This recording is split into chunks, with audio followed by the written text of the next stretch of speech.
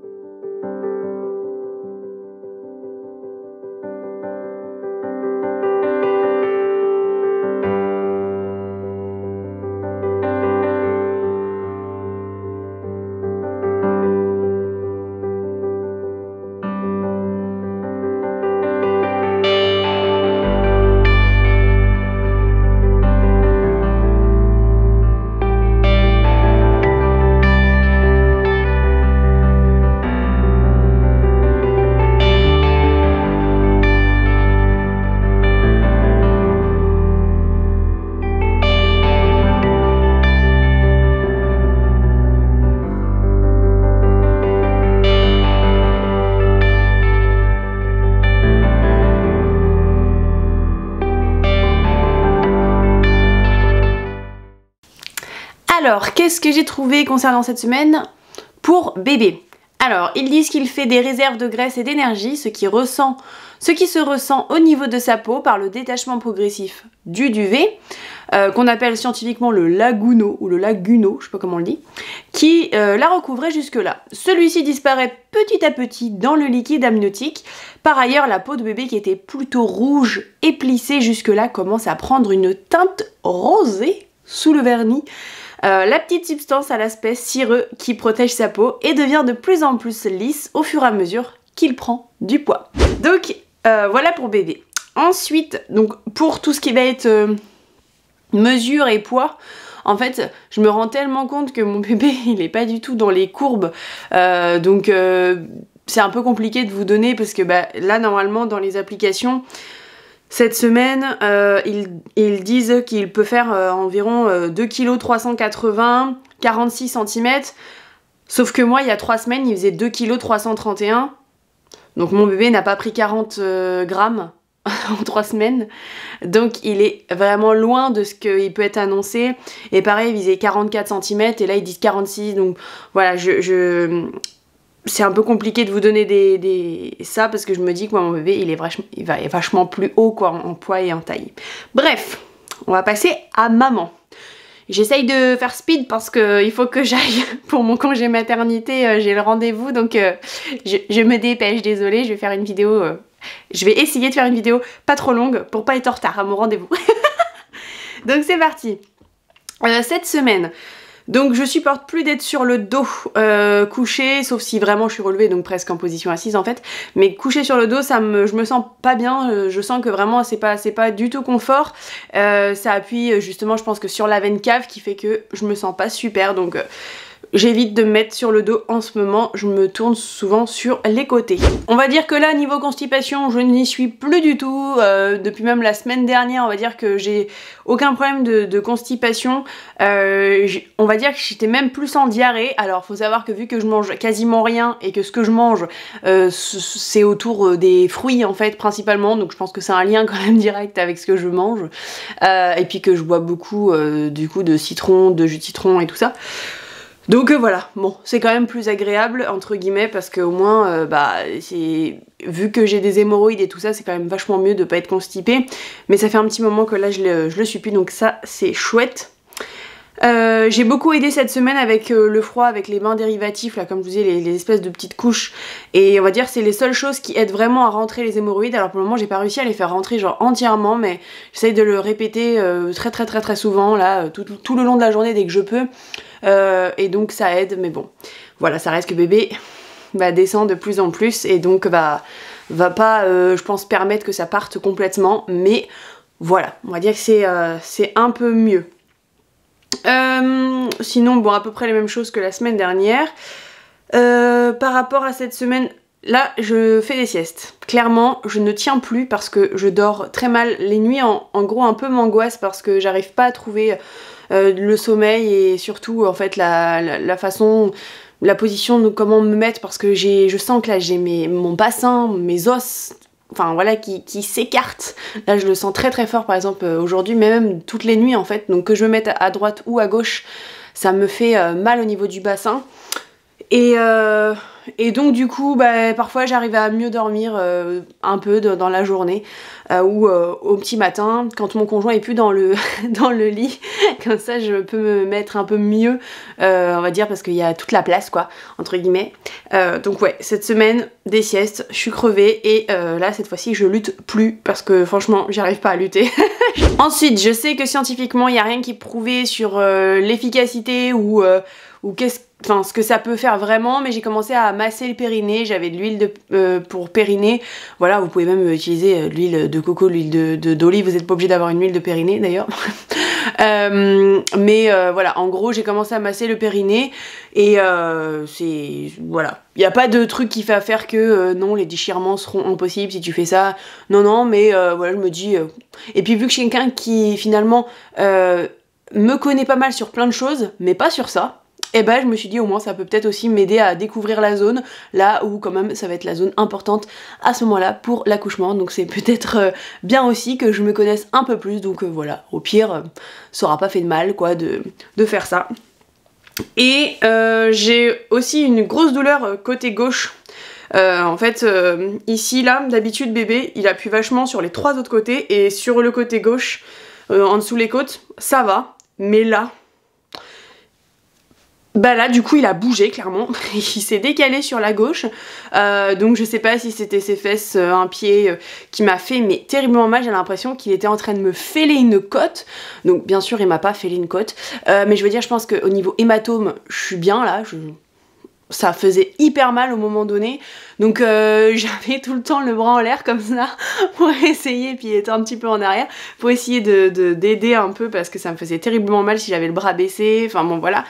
Et à un moment donné j'ai mis aussi une bouillotte sur mon ventre pour aider au niveau de la douleur quoi, avec la chaleur, et puis j'ai communiqué avec bébé et avec mes mains et tout ça on avait fait ensemble, et du coup il s'est redécalé sur la droite.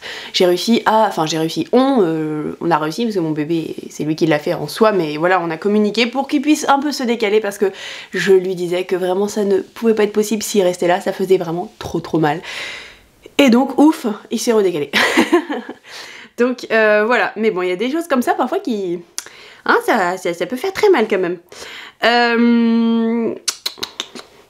J'ai eu une fois une remontée acide en fait, ça a duré l'après-midi, le soir, un peu la nuit, et après c'est parti, mais faut dire que ça n'a pas continué et ça n'a jamais ressurgi, mais le jour en fait où ça m'est arrivé, il m'est arrivé quelque chose au niveau énergétique, au niveau émotionnel, spirituel, je sais, enfin peu importe comment on peut le dire, mais pour ceux qui regardent la vidéo et que vous croyez pas en tout ça, c'est pas grave, je le dis pour m'en souvenir aussi que ça est arrivé cette semaine-là, et voilà, mais je le balance un peu comme ça sans vraiment trop d'explications.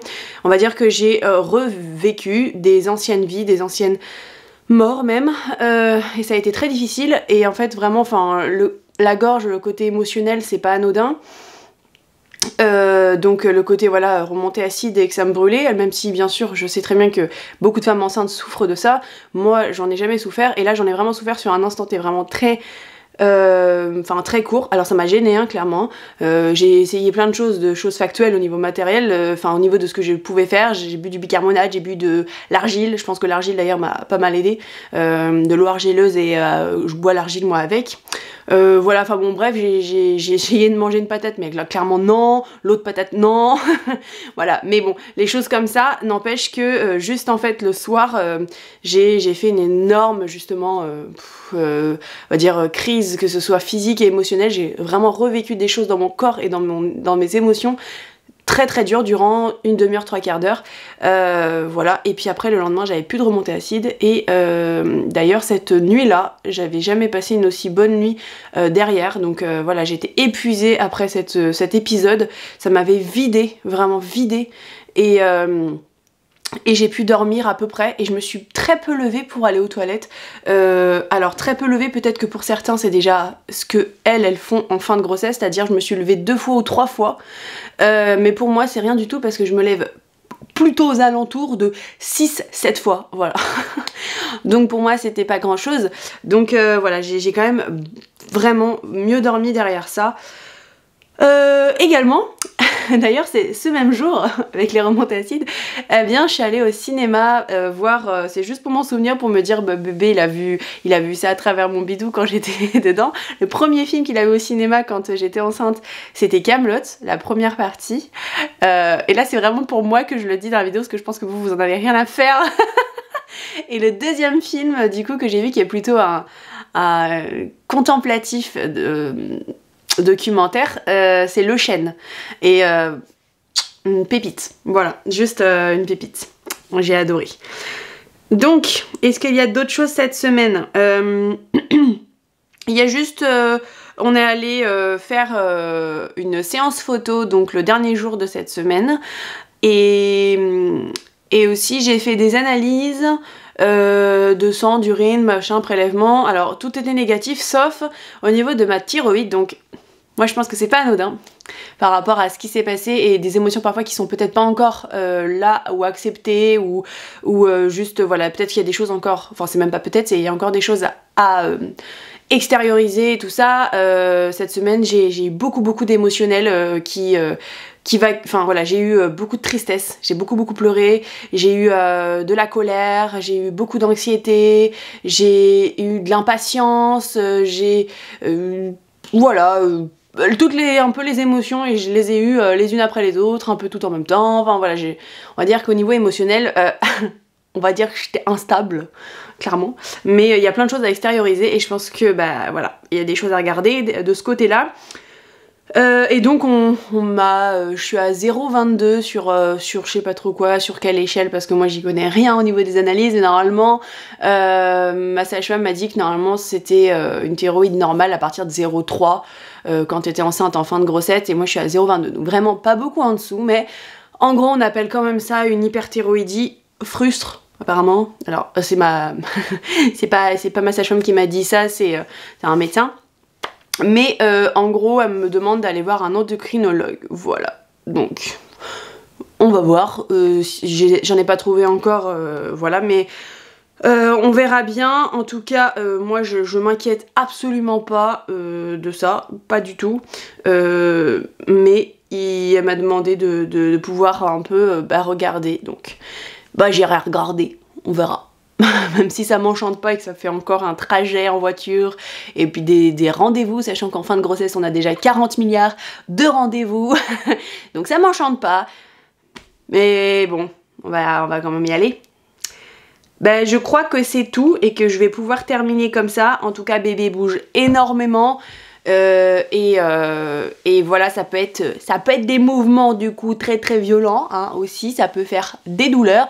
Mais écoutez, quand même, je me dis que ça sent la fin tout ça, j'en suis très contente, et à la fois c'est vrai que je pense que ce truc là, il y a peut-être beaucoup de femmes qui le ressentent derrière, mais on a hâte de retrouver son corps. Moi j'ai vraiment hâte de retrouver mon corps, mais je pense qu'il y a vraiment ce côté, par contre on a été tellement longtemps avec un bébé à l'intérieur, qu'on ressent, qu'on sent les coups et tout ça, que quand il est plus là, on doit vraiment, je pense, ressentir quand même ce vide intérieur, de dire bah waouh, il n'y a plus rien qui bouge, et puis il n'y a plus...